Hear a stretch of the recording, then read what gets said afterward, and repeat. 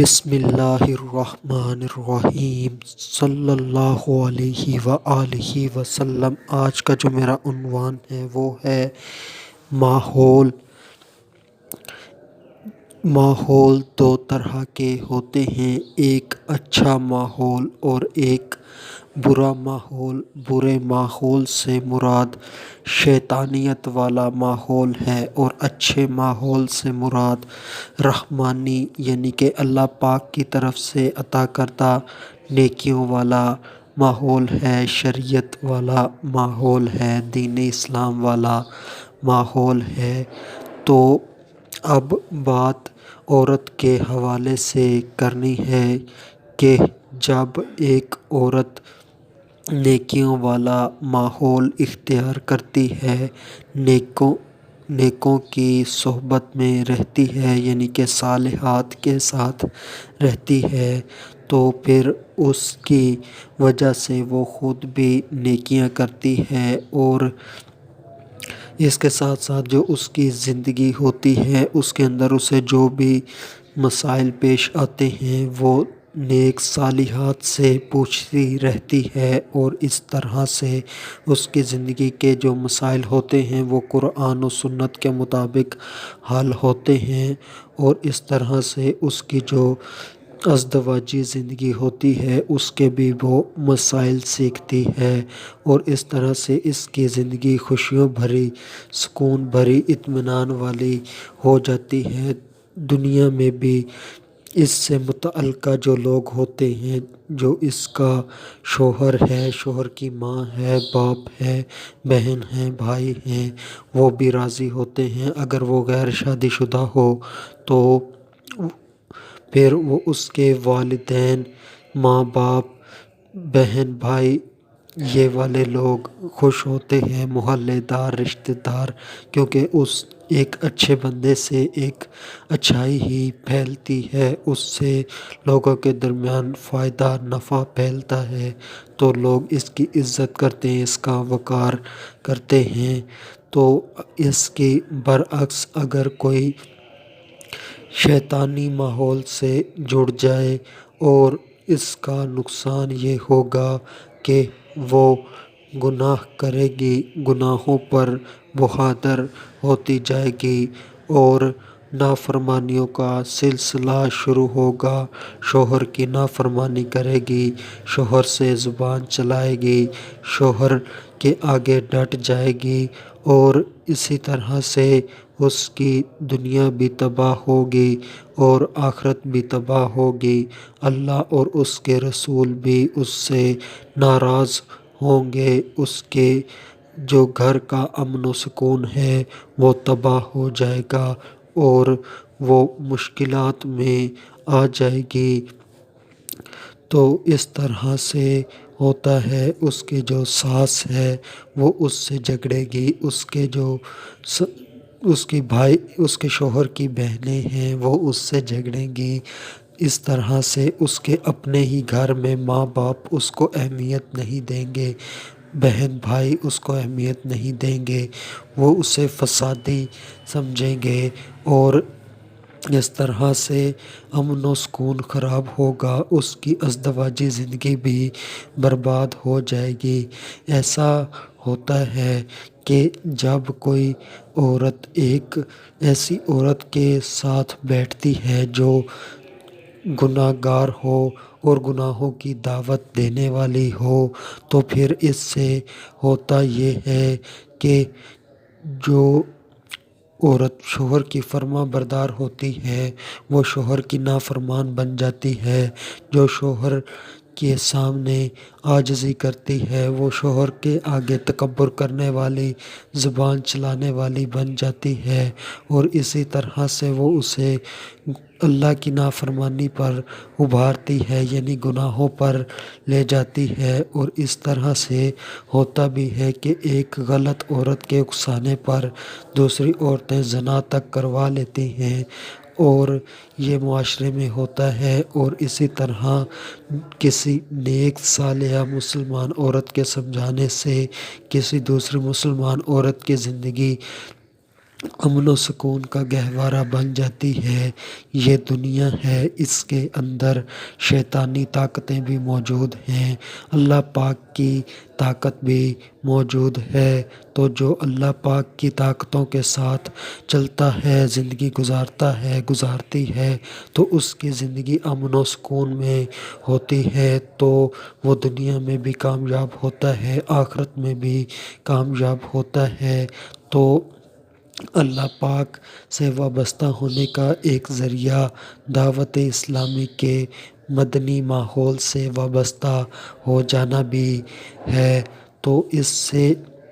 آپ کو دنیا میں بھی فائدہ ہوگا اور آخرت میں بھی فائدہ ہوگا، اور جو شیطانی قوتیں ہیں اس کے تو ذرائع بے تحاشا ہیں، جہاں سے چاہو برائی لے لو، گندگی لے لو، گناہ کر لو، تو اس کی تو بات ہی نہیں کرنی۔ تو جو دعوت اسلامی ہے یہ عاشقان رسول کی دینی تحریک ہے، غیر سیاسی ہے، تو اس سے جو بھی بہن وابستہ ہوتی ہے تو وہ شرعی پردہ کرنے والی بن جاتی ہے۔ جو بھی اس سے وابستہ ہوتی ہے وہ 5 وقت کی نمازیہ بن جاتی ہے۔ جو بھی اس سے وابستہ ہوتی ہے تو وہ نماز روزے کی پابند ہو جاتی ہے، صدقہ خیرات اس کے اندر آ جاتا ہے، اور اخلاق اس کے اندر آتا ہے، ادب و احترام اس کے اندر آتا ہے، اس کو سمجھ بوجھ حاصل ہوتی ہے کہ کس رشتے کو کس طرح سے اسلام کے دائرے میں رہ کر چلانا ہے، اور کس طرح سے اپنے آپ کو نامحرم سے محفوظ رکھنا ہے۔ تو وہ ایک کمپلیٹ یعنی کہ دین اسلام کے اوپر عمل کرنے والی بن جاتی ہے اللہ کی عطا سے۔ تو اس کو جو اس کی زندگی کے مسائل ہوتے ہیں وہ جو اسلامی بہنیں وہاں پر موجود ہوتی ہیں، عالمہ ہوتی ہیں، ان سے پوچھ کر اپنی زندگی کے مسائل حل کرتی ہیں، اور اسی طرح سے نیک اعمال کے رسائل ہوتے ہیں تو ان کے اندر سوالات ہوتے ہیں، تو ان کے اندر یہ ہوتا ہے کہ یہ نیکی کا کام آپ نے کیا یا نہیں کیا، یہ گناہ کے کام سے آپ بچے یا نہیں بچے۔ تو اس طرح سے سوالات ہوتے ہیں، مردوں کے لیے 72، عورتوں کے لیے اسی طرح سے 63، اور اسی طرح سے کچھ ہوتے ہیں، یعنی کہ دینی طلباء کرام کے لیے الگ سے وہ رسالہ ہوتا ہے۔ تو جب کوئی اس کے اوپر عمل کرتا ہے، اس کو فیل کرتا ہے، تو اس کی زندگی سے گناہ کم سے کم تر ہونا شروع ہو جاتے ہیں اور نیکیاں زیادہ سے زیادہ ہونی شروع ہو جاتی ہیں۔ تو یہ ہوتا ہے ماحول کی برکت، اور سب سے بڑھ کر انسان عاشق رسول بنتا ہے، مدینے کی تڑپ اس کے دل میں آتی ہے، اور وہ دین اسلام کی خدمت کے لیے کمر بستہ ہو جاتا ہے، خود بھی نیک بنتا ہے، دوسروں کو بھی نیک بنانے کی کوشش کرتا ہے۔ تو آج کے پرفتن دور کے اندر جو مسلمان بہن اپنی زندگی کو اچھا بنانا چاہتی ہے وہ دعوت اسلامی کے ماحول سے وابستہ ہو جائے، اس کے اجتماعات میں شرکت کرے، نیکی کی دعوت دے، نیکی کی دعوت سنے، درس دے، درس سنے، تو انشاءاللہ اس کی زندگی بہت بہتر ہو جائے گی۔ آخر میں اللہ تبارک و تعالی سے دعا ہے کہ اللہ تبارک و تعالی ہمیں نیک کام کرنے کی توفیق عطا فرمائے اور گناہوں سے بچائے۔ وما علینا الا البلاغ المبین۔ اور میں اس بات کو واضح کرتا چلوں کہ یہ آخری بیان ہے بیوی کو کیسا ہونا چاہیے کا، اور عورت کی اصلاح کے متعلق میں نے 2 کتابیں پوری بیان کی۔ اس سے پہلے امیر اہل سنت کی کتاب پردے کے بارے میں سوال جواب یہ پوری بیان کی، اور اس کے بعد بیوی کو کیسا ہونا چاہیے یہ کتاب پوری بیان کی، یعنی کہ یہ 2 کتابیں عورتوں کے متعلق ہیں، یہ پوری بیان کی۔ اور آج یہ بیان نمبر 28 یا 29 ہے، تو یہاں پر عورتوں کی جو مسائل ہیں، ان کی جو کتابیں ہیں وہ میں نے ختم کی۔ آج سے میں انشاءاللہ نیت کرتا ہوں کہ مرتے دم تک عقیدہ ختم نبوت کے اوپر ہی بیانات ہوں گے، درس ہوں گے، اور جو بھی دین اسلام کے خلاف فتنہ کھڑا ہوگا تو اس کے رد میں بیانات کیے جائیں گے۔ تو اب سے جو آغاز کیا جائے گا وہ ختم نبوت کے اوپر کیا جائے گا، اور اس کے متعلقہ جو مستند کتابیں ہوں گی ان سے درس ہوں گے، اور وہ کتابیں جو ہیں ان کے حوالہ جات ان کے باقاعدہ لفظ بلفظ بھی پڑھ کر سنایا جائے گا۔ اور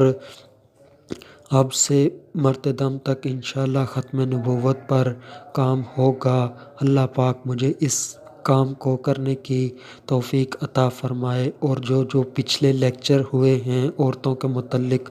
100 سے زیادہ، تو اللہ پاک ان کو مسلمان عورتوں کو سننے کی توفیق عطا فرمائے۔ اللہ پاک انہیں اس سے نصیحت حاصل کرنے، نیکی حاصل کرنے کی توفیق عطا فرمائے، اور میرے لیے ذریعہ نجات بنائے، آمین۔